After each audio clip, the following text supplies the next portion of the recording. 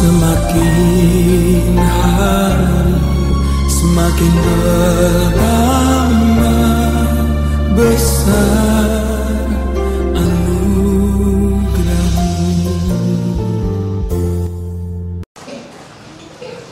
Puji Tuhan. Salam. Salam sejahtera dan salam berbahagia bagi kita sekaliannya, dan sebentar kita akan tersungkur di kaki salib Tuhan. Namun terlebih dahulu kita memeriksa firman penggembalaan untuk ibadah doa penyembahan dari surat yang dikirim oleh Rasul Paulus kepada jemaat di Kolose, pasal yang ketiga ayat 1 sampai dengan ayat yang ketiga. Namun saya terlebih dahulu menyapa, saya juga tidak lupa menyapa anak-anak Tuhan, umat Tuhan, hamba-hamba Tuhan yang sedang mengikuti pemberitaan firman Tuhan lewat live streaming, video internet, YouTube, Facebook, dimanapun Anda berada. Kiranya Tuhan memberkati kita sekaliannya. Puji Tuhan. Kolose pasal 3 ayat 1 sampai dengan ayat yang ketiga. Silakan. Demikianlah firman Tuhan. Ya. Karena itu, kalau kamu dibangkitkan bersama dengan Kristus, carilah perkara yang di atas, di mana Kristus ada, duduk di sebelah kanan Allah. Pikirkanlah perkara yang di atas, bukan yang di bumi, sebab kamu telah mati, dan hidupmu tersembunyi bersama dengan Kristus di dalam Allah. Puji Tuhan. Dua hal yang harus kita kerjakan di hadapan Tuhan selama kita masih hidup di bumi ini. Satu, carilah perkara yang di atas, di mana Kristus ada, duduk di sebelah kanan Allah. Puji Tuhan. Kalau kita mencari perkara yang di atas, maka Tuhan yang menjadi pembela bagi kita. Amin, saudaraku. Amin. Puji Tuhan. Tetapi kalau kita mencari perkara di bawah, sebaliknya, maka Tuhan lepas tangan. Dua, pikirkanlah perkara yang di atas, bukan yang di bumi. Dua, pikirkanlah perkara yang di atas, bukan yang di bumi. Berarti terlepas dari daya tarik bumi, terlepas dari kerajaan dan kemegahan dunia ini. Memang dunia ini mempunyai arus yang sangat kuat untuk mempengaruhi atau menghanyutkan kerohanian daripada anak Tuhan sampai akhirnya mengalami kematian rohani. Puji Tuhan. Sebab itu biarlah kita mengerjakan dua perkara ini, mencari perkara yang di atas dan memikirkan perkara yang di atas. Puji Tuhan. Pertanyaannya, mengapakah kita harus mengerjakan kedua hal tersebut? Pertanyaannya, mengapakah kita harus mengerjakan kedua hal tersebut? Jawabnya, karena kita telah menjadi satu di dalam kematian dan kebangkitannya. Amin, saudaraku. Tadi sudah dibaca pada ayat 3 dan ayat yang pada ayat 1 dan ayat yang ketiga. Pertanyaannya, mengapakah kita harus mengerjakan kedua hal tersebut?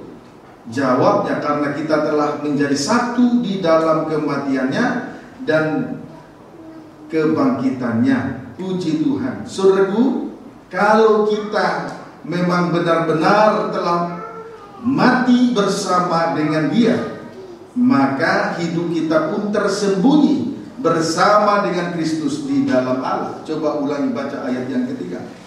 Sebab kamu telah mati, ya, dan hidupmu tersembunyi bersama dengan Kristus, ya, di dalam Allah. Puji Tuhan. Kemudian, kalau kita benar-benar telah mati bersama dengan Dia, maka hidup kita pun tersembunyi bersama dengan Kristus di dalam Allah. Saya ulangi ya, kalau kita memang benar-benar telah mati bersama dengan Dia, maka hidup kita pun tersembunyi bersama dengan Kristus di dalam Allah. Puji Tuhan. Haleluya. Saudaraku, ini merupakan kebahagiaan yang tiada teranya. Kalau kehidupan seseorang tersembunyi di dalam Kristus Yesus, itu merupakan kebahagiaan yang tiada teranya. Puji Tuhan. Ini yang menjadi doa, tentu kerinduan kita bersama-sama. Haleluya. Puji Tuhan. Filipi pasal yang ketiga ayat 3.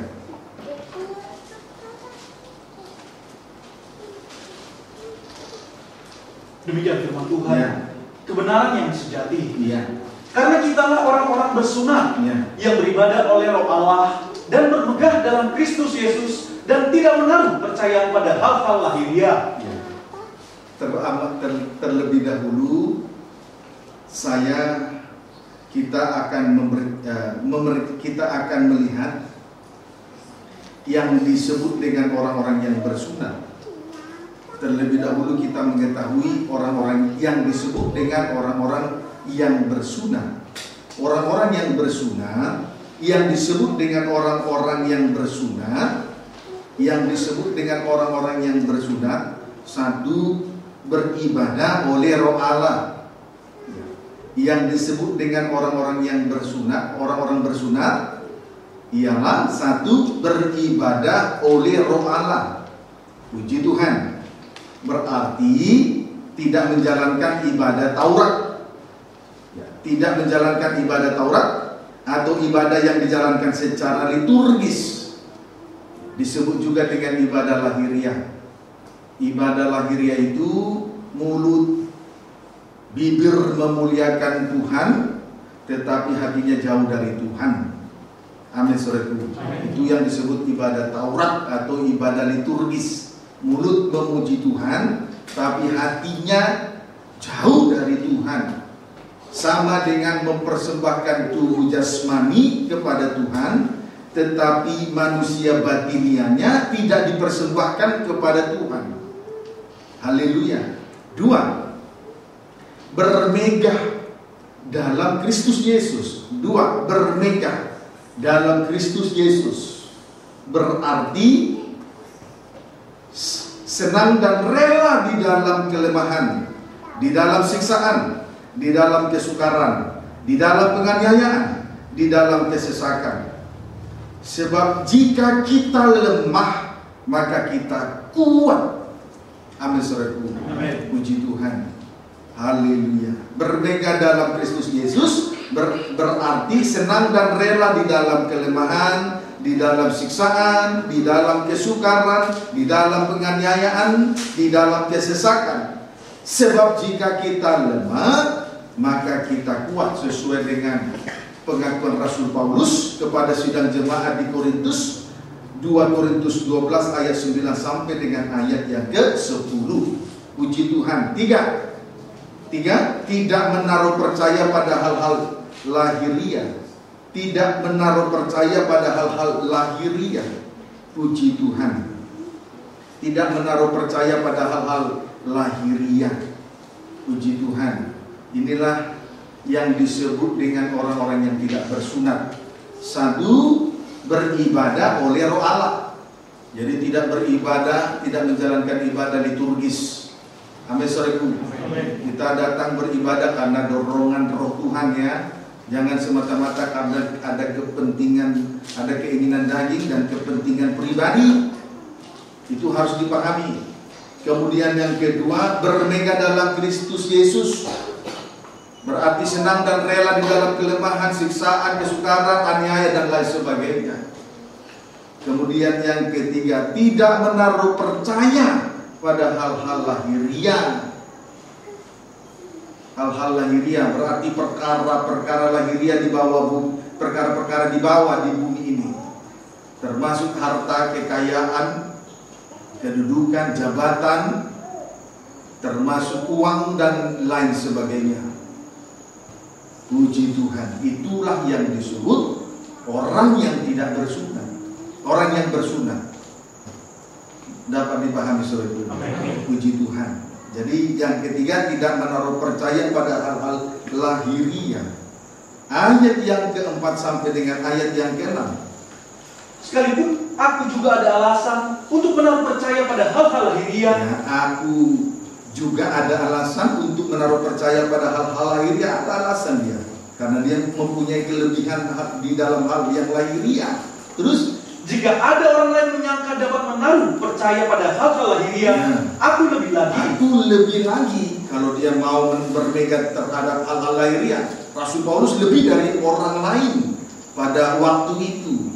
Alasannya, terus baca. Disunat pada hari ke-8. Satu, dari bangsa Israel, 2, dari suku Benyamin, 3, orang Ibrani asli. 4, Tentang pendirian terhadap hukum Taurat, aku orang Farisi. 5, Tentang kegiatan, aku penganiaya jemaat. 6. Tentang kebenaran dalam mentaati hukum Taurat, aku tidak bercacat. Puji Tuhan. Perhatikan ya, kelebihan-kelebihan Rasul Paulus secara lahiriah. Kelebihan-kelebihan Rasul Paulus secara lahiriah ada 7. 1, disunat pada hari ke-8. 2, bangsa Israel. 3, dari suku Benyamin. 4, Ibrani asli. 5, tentang pendirian terhadap hukum Taurat, ia orang Farisi. 6, tentang kegiatan, ia penganiaya jemaat. 7, tentang kebenaran dalam mentaati hukum Taurat, ia tidak bercacat. Nah, ini kelebihan Rasul Paulus secara lahiriah ya. Amin, saudara. Puji Tuhan. Haleluya. Nah, sekarang ayat 7 sampai 8. Tetapi apa yang dahulu merupakan keuntungan bagiku, yang dahulu merupakan keuntungan bagi Rasul Paulus, yaitu 7 perkara lahiriah tadi. Terus sekarang kuanggap rugi karena Kristus. Sekarang kuanggap rugi karena Kristus. Terus Malahan segala sesuatu kuanggap rugi ya, karena pengenalan akan Kristus Yesus Tuhanku ya, lebih mulia daripada semuanya. Ya. Oleh karena dialah aku telah melepaskan semuanya itu ya, dan menganggapnya sampah, supaya aku memperoleh Kristus. Puji Tuhan. Yang dahulu merupakan keuntungan dianggap rugi, bahkan menganggapnya sampah, supaya ia memperoleh Kristus. Amin, saudaraku. Yang dahulu merupakan keuntungan,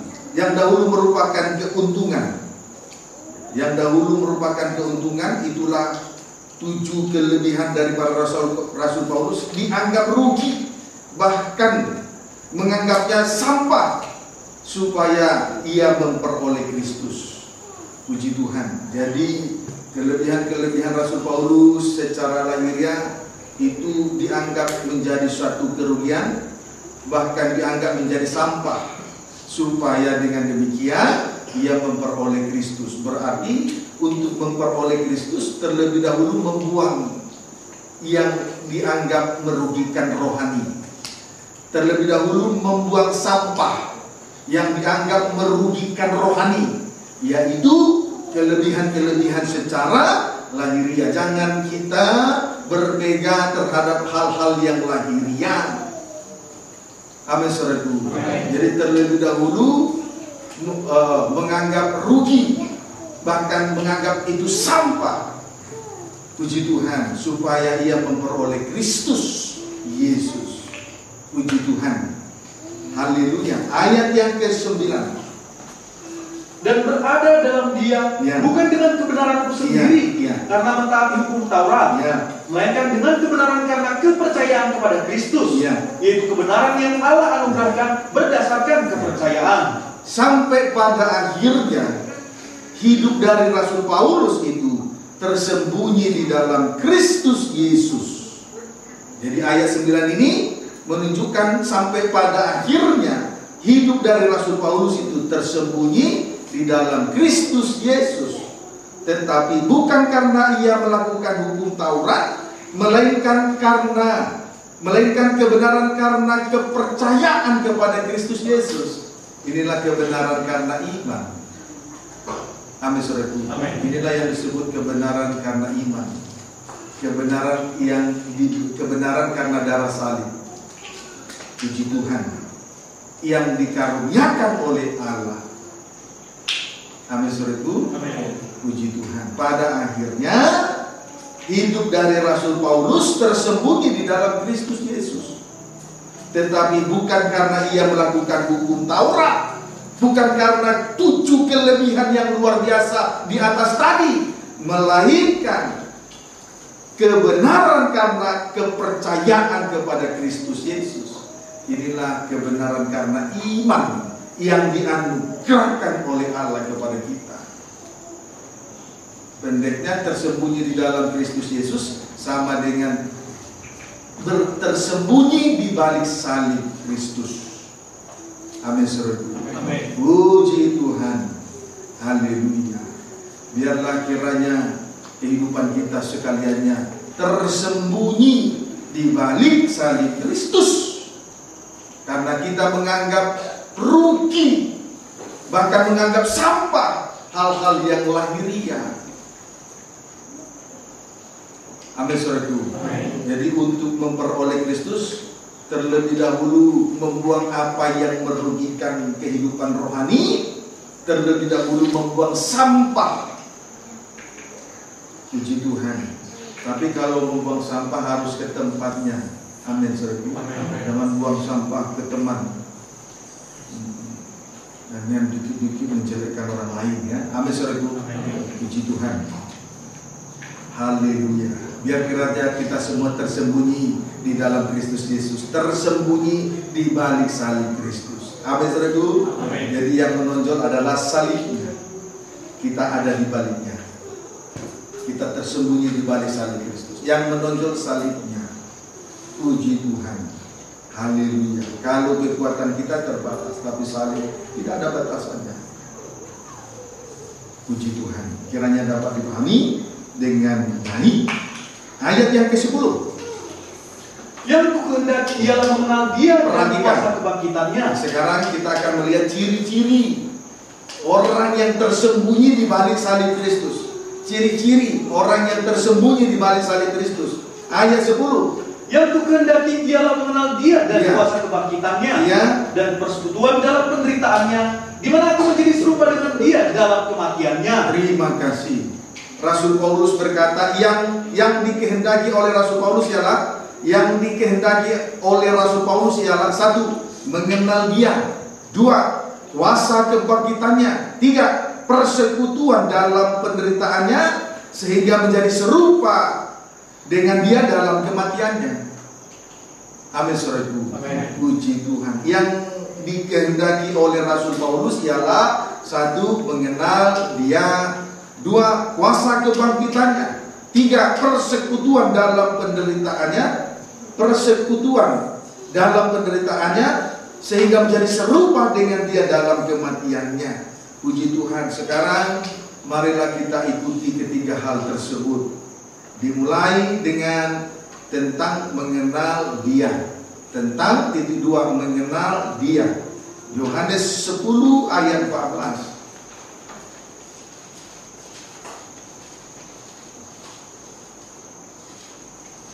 Yohanes 10 ayat 14. Demikian dimulai ayat 13. Demikian firman Tuhan.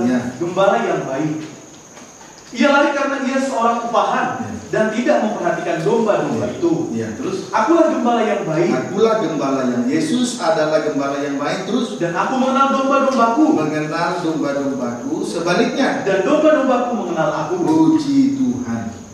Mengenal dan dikenal oleh Tuhan berarti menjadi suatu kehidupan domba. Mengenal dan dikenal oleh Tuhan berarti menjadi suatu kehidupan domba. Artinya tergembala dengan baik dan benar di dalam satu kandang penggembalaan.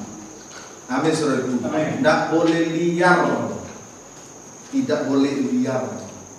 Puji Tuhan. Haleluya. Ayat 2 sampai 4. Yohanes 10 ayat 2 sampai 4. Tetapi siapa yang masuk melalui pintu, ia adalah gembala domba. Perhatikan suatu kehidupan domba tergembala dengan baik. Ayat 3 sampai 4. Untuk dia menjaga membuka pintu, dan domba-domba mendengarkan suaranya, dan ia memanggil domba-dombanya, masing-masing menurut namanya, dan menuntunnya keluar. Mengenal dan dikenal. Ayat 4. Jika semua dombanya telah dibawanya keluar, ia berjalan di depan mereka, dan domba-domba itu mengikuti dia karena mereka mengenal suaranya. Puji Tuhan. Tanda tergembala. Tanda tergembala, mendengar suara gembala. Sama artinya dengar-dengaran. Sama artinya dengar-dengaran. Kalau dengar, kelebihan dari kehidupan yang dengar-dengaran, kelebihan dari orang yang dengar-dengaran, saudaraku, tidak suka mendahului kehendak Tuhan. Amin, saudaraku. Kalau dengar-dengaran, tidak suka mendahului kehendak Tuhan. Itu orang yang dengar-dengaran. Amin, saudaraku. Amin. Puji Tuhan. Haleluya. Puji Tuhan. Haleluya. Haleluya. Dengar-dengaran itu tidak suka mendahului kehendak Tuhan. Orang yang suka mendahului kehendak Tuhan adalah orang yang liar, tidak tergembala, mengambil jalannya sendiri dan menuruti keinginan hati sendiri. Puji Tuhan. Haleluya. Dapat dipahami ya?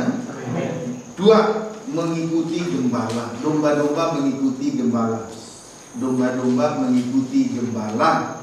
Puji Tuhan. Sejauh ini kita telah digembalakan oleh firman pengajaran mempelai dalam terangnya tabernakel, yang membawa kita masuk di dalam pembangunan tubuh Kristus yang sempurna.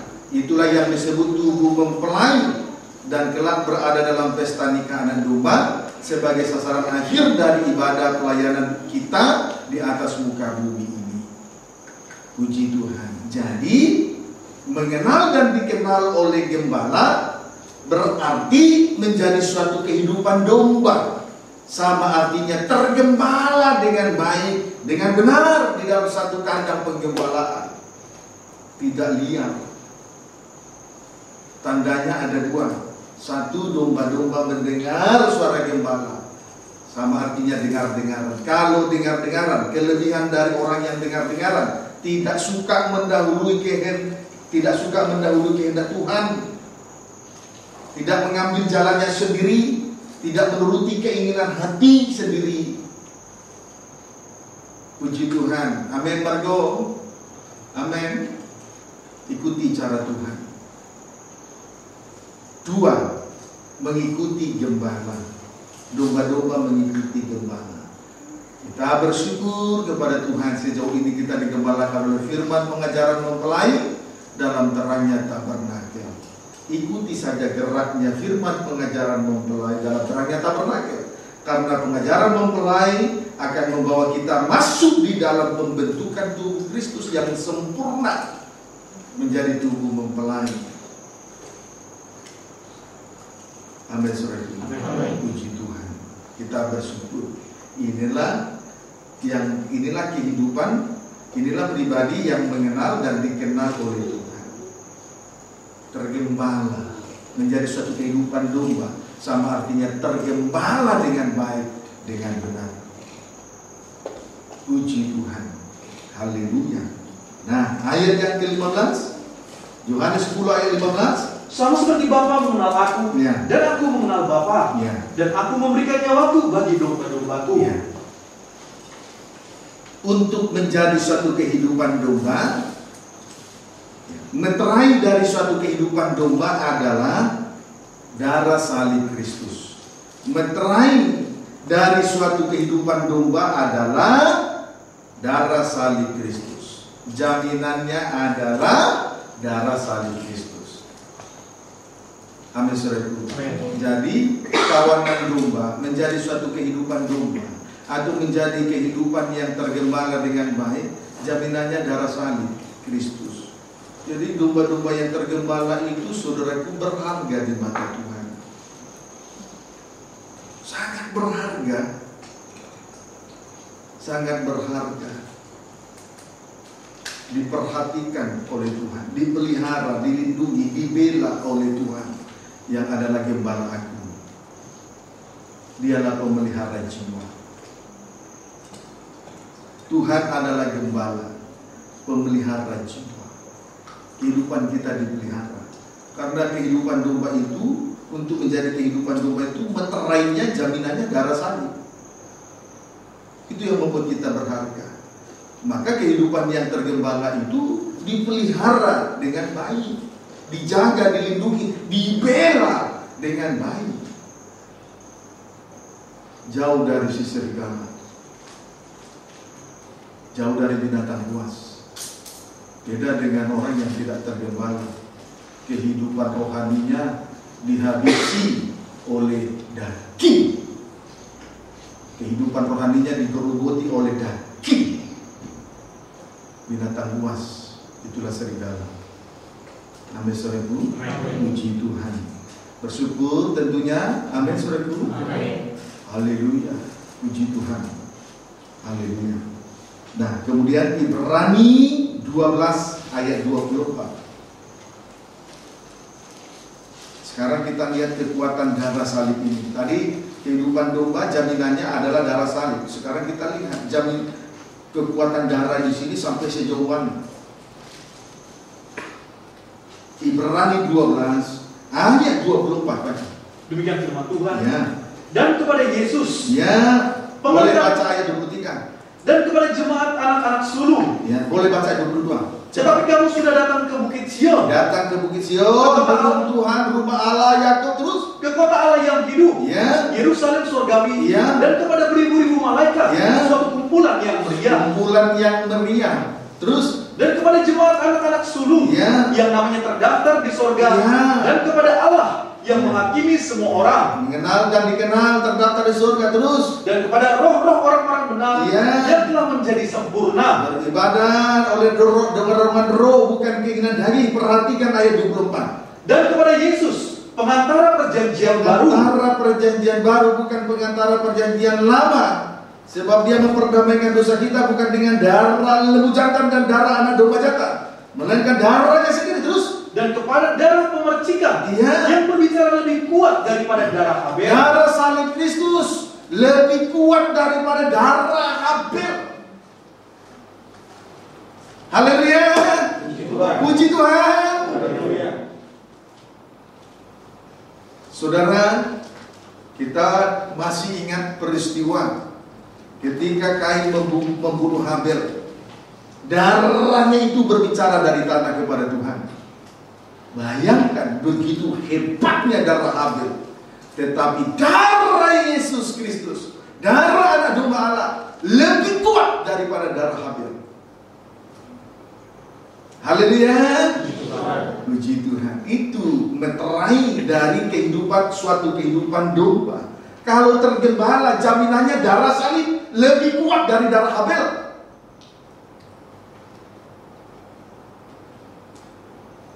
Darah Habel bisa berbicara dari tanah ke Tuhan, sehingga memberitahukan kelakuan dari Kain abangnya. Bisa diberitahukan kelakuan, tapi hanya sebatas memberitahu kelakuan. Tetapi darah salib bukan saja memberitahukan keadaan dunia ini kepada Allah Bapa di atas kayu salib, sekaligus menebus, menyucikan dosa, menyucikan kita dari dosa. Haleluya. Puji Tuhan. Biarlah kiranya kehidupan kita tersembunyi di balik salib Kristus.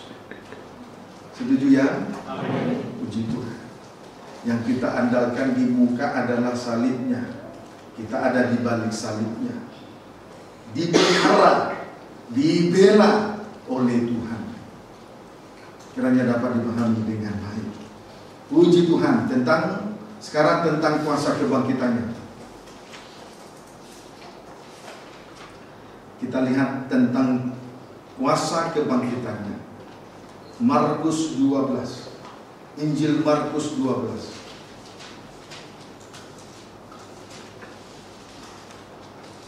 Jangan pernah merasa rugi di dalam mengusahakan dan memelihara ibadah-ibadah yang Tuhan percayakannya. Amin, saudara.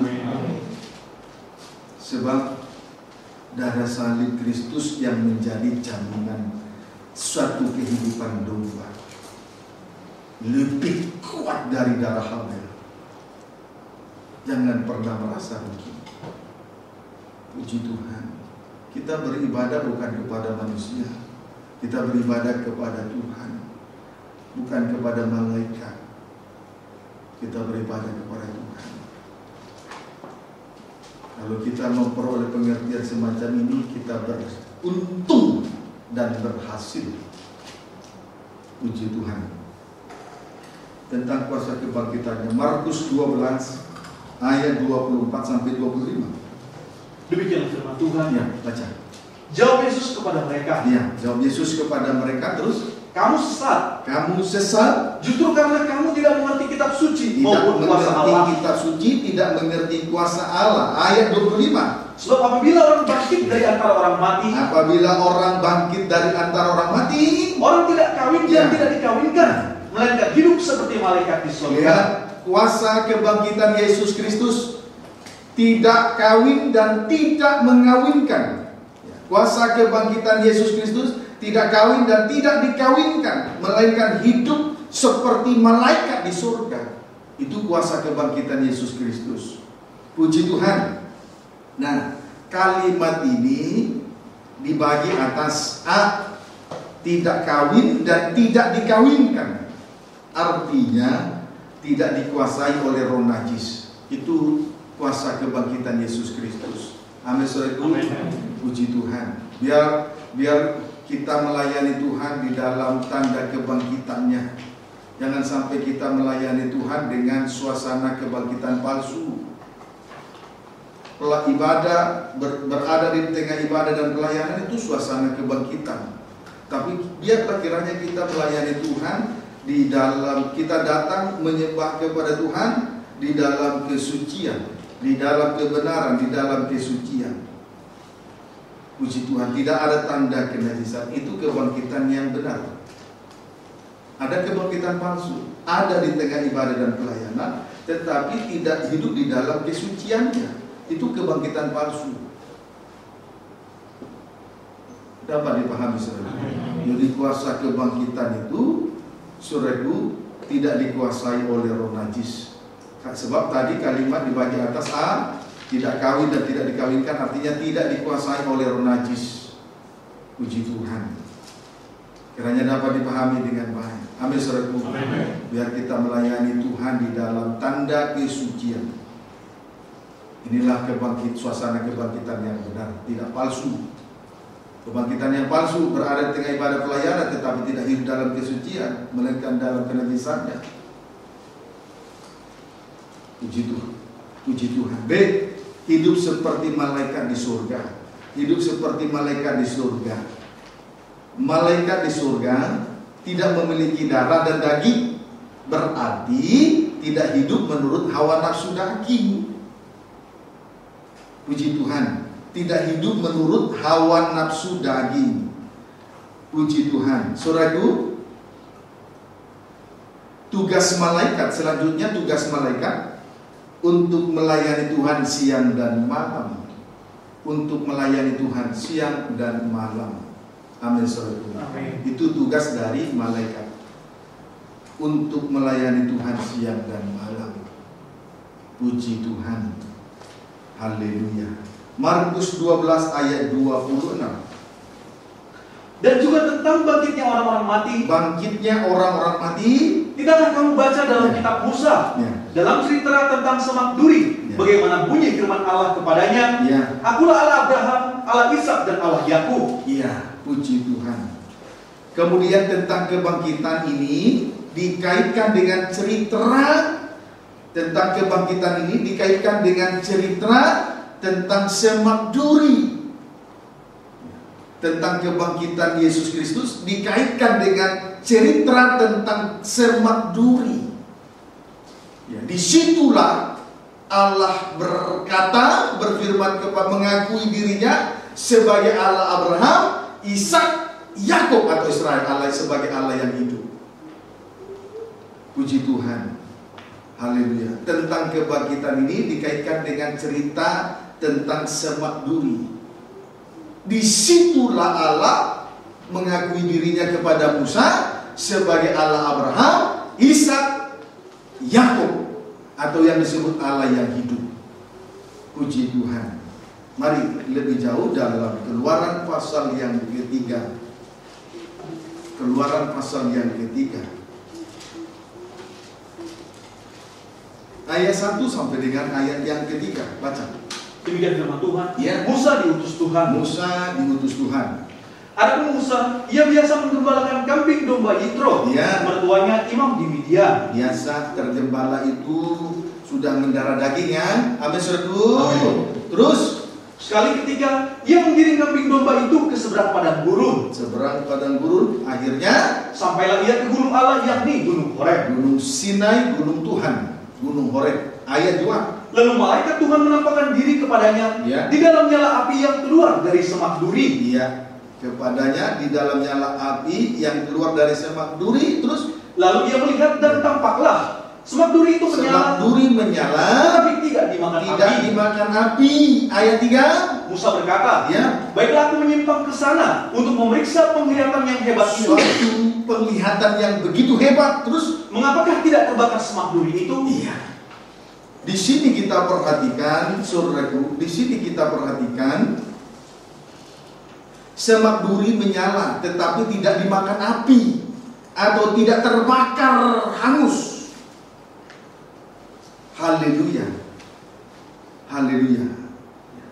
Musa melihat semak duri menyala tetapi tidak dimakan api atau tidak terbakar hangus. Inilah gambaran dari orang yang melayani Tuhan dengan berkobar-kobar, berapi-api di dalam melayani Tuhan. Sama artinya berkobar-kobar, bernyala-nyala di dalam melayani Tuhan. Itu merupakan suatu penglihatan yang hebat. Amin, saudara. Amin. Puji Tuhan. Haleluya. Biarlah kiranya roh Allah menyala-nyala di dalam kehidupan kita, di tengah ibadah pelayanan yang Tuhan percayakan ini. Itu merupakan suatu penglihatan yang hebat.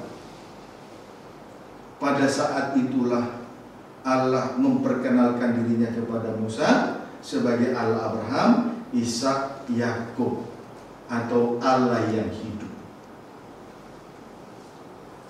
Apa tandanya kita menyembah Allah yang hidup? Jikalau kita melayani Tuhan dengan berkobar-kobar, bernyala-nyala. Amin, saudara. Puji Tuhan. Inilah suasana kebangkitan itu, bernyala-nyala, berkobar-kobar di dalam melayani Tuhan. Inilah suasana kebangkitan. Amin, saudara. Amin. Itu suasana kebangkitan. Semoga dapat dipahami dengan baik. Puji Tuhan. Ayat 4-5. Ketika dilihat Tuhan Ya. bahwa Musa menyimpang untuk memeriksanya, Ya. berserulah Allah dari tengah-tengah semak duri itu Iya. kepadanya, Iya. Musa, Musa. Ya. Dan ia menjawab, ya Allah. Ya Allah. Terus Lalu dia berfirman, ya. janganlah datang dekat-dekat. Ya. Tanggalkanlah kasutmu dari kakimu, sebab tempat di mana engkau berdiri itu adalah tanah yang kudus. Maka setiap orang yang melayani Tuhan terlebih dahulu menanggalkan kasutnya, menanggalkan kehidupan yang lama. Sebab kita berdiri di tempat yang kudus, melayani Tuhan di tempat yang kudus, bukan di tempat yang lain-lain. Tempat Musa berdiri itu tanah di tanah di Arab sana tidak ada bedanya dengan tanah di Indonesia ini. Yang menjadi pembeda adalah hadirat Tuhan. Amin, saudara. Kalau kita berdiri di hadapan tahta kasih karunia, berdiri di hadirat Tuhan, maka terlebih dahulu melepaskan kasut kehidupan yang lama, supaya kita nanti betul-betul berkobar-kobar, bernyala-nyala di dalam melayani Tuhan. Kalau tidak terlebih dahulu menanggalkan kasut kehidupan yang lama, siapapun tidak akan mungkin berkobar-kobar di dalam melayani Tuhan. Yang memadamkan api Roh Kudus kan dosa, kehidupan yang lama. Tapi kalau itu kita tanggalkan, kehidupan yang lama ditanggalkan, itu yang membuat kita berkobar-kobar di dalam melayani Tuhan. Amin, saudara. Puji Tuhan. Sekarang tentang persekutuan dalam penderitaannya sehingga menjadi serupa dengan kematiannya. Tentang persekutuan dalam penderitaannya, sehingga menjadi serupa dengan kematiannya. Roma 8 ayat 35 sampai 36. Roma 8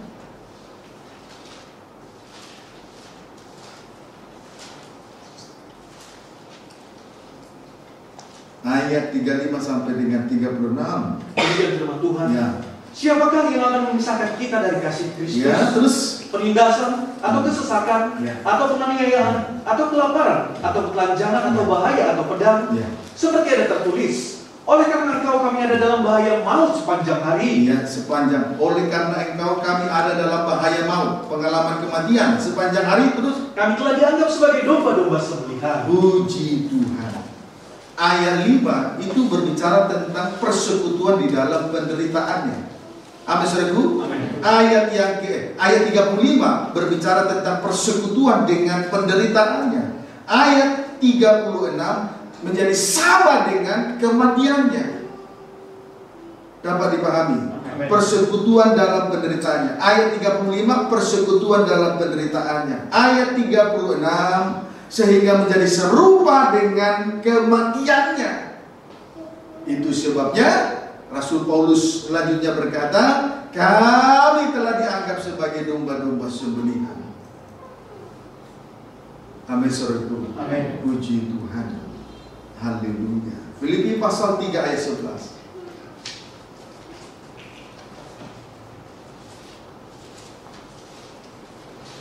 Boleh baca ayat 10 sampai 11. Demikian firman Tuhan. Lalu kita satu di dalam kematiannya, diawali dengan persekutuan dengan penderitanya, sehingga nanti menjadi serupa dengan kematiannya.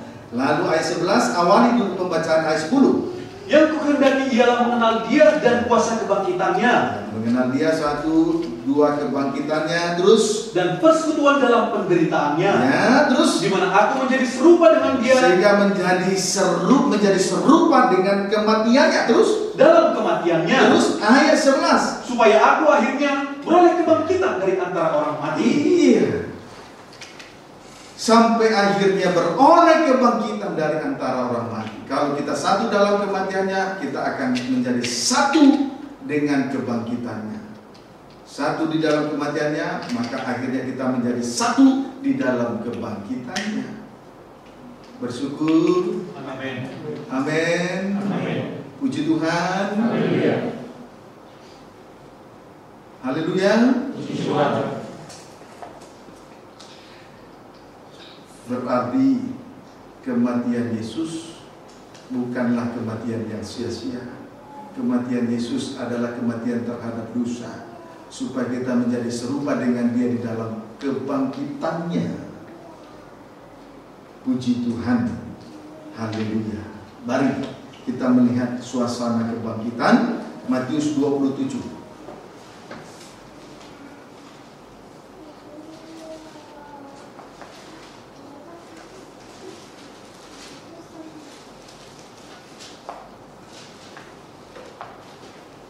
Ayat 51 sampai 53, baca.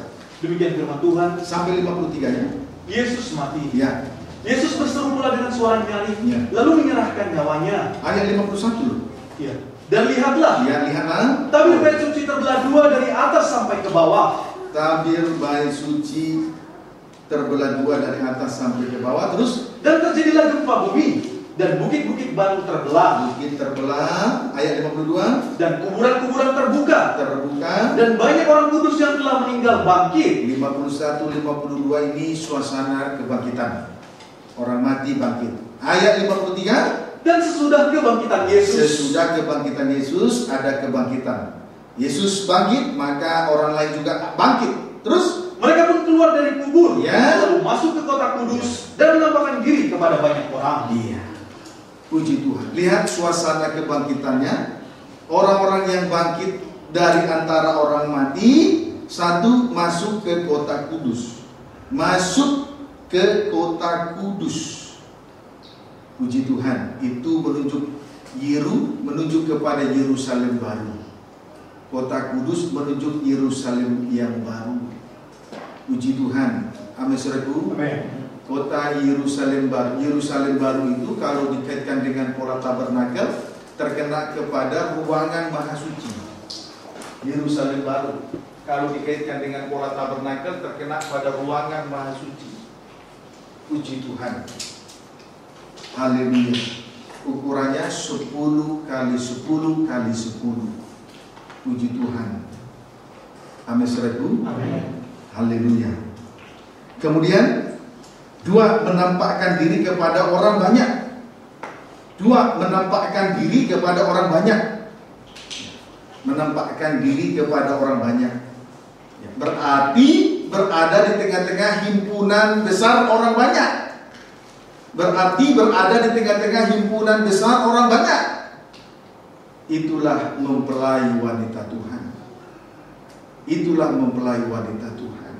Amin, saudaraku. Amin. Puji Tuhan. Jadi kuasa kalau kita satu di dalam kematiannya, maka kita juga menjadi satu dengan kebangkitannya. Di dalam kebangkitan ini terlihat tadi 2 perkara. 1, berada di kota kudus menuju Yerusalem baru. Kalau dikaitkan dengan pola tabernakel, terkena kepada ruangan maha suci, ukurannya 10 kali 10 kali 10, sama dengan 1000 hasta. Itulah kerajaan 1000 tahun damai. Amin, saudaraku. Puji Tuhan. Haleluya. Kemudian yang kedua, lalu menampakkan diri kepada banyak orang. Berarti berada di tengah himpunan besar orang banyak. Itulah mempelai wanita Tuhan, berada dalam pesta nikah anak domba. Jadi untuk sesudah masa kerajaan 1000 tahun damai, untuk sementara iblis dilepaskan dulu untuk sesaat lamanya, sesaat waktu lamanya, sementara waktu lamanya iblis dilepaskan. Tetapi tidak bisa lagi, saudaraku, tidak bisa lagi mengganggu orang-orang suci, orang-orang pilihan Tuhan, sampai pada akhirnya tampilnya mempelai wanita Tuhan. Jadi kebangkitan Yesus membawa kita ke kota kudus dan membawa kita menjadi mempelai wanita Tuhan. Amin, saudaraku. Amin. Puji Tuhan.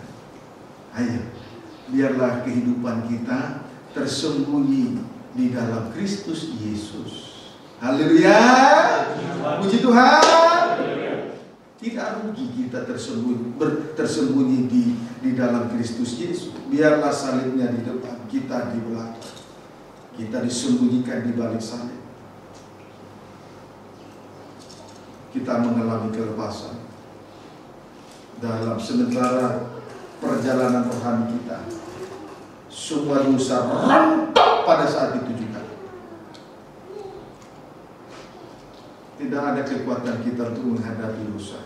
Tapi kalau kita tersembunyi di balik salib, pada saat itu semua dosa rontok dalam setiap tapak demi tapak yang kita langkahkan. Semua dosa rontok pada saat itu juga. Tidak ada ruginya kita tersembunyi di balik salib, tersembunyi di dalam Kristus Yesus. Ada orang bodoh yang berkata, sia-sialah orang yang beribadah, menghabiskan waktu. Saya berani berkata, dia yang paling bodoh dari antara orang bodoh. Maka Tuhan memanggil orang yang lemah untuk mempermalukan yang kuat dari dunia. Tuhan memanggil orang bodoh dari dunia untuk mempermalukan hikmat dunia. Amin, saudaraku. Amin. Tuhan Yesus memberkati kita semua.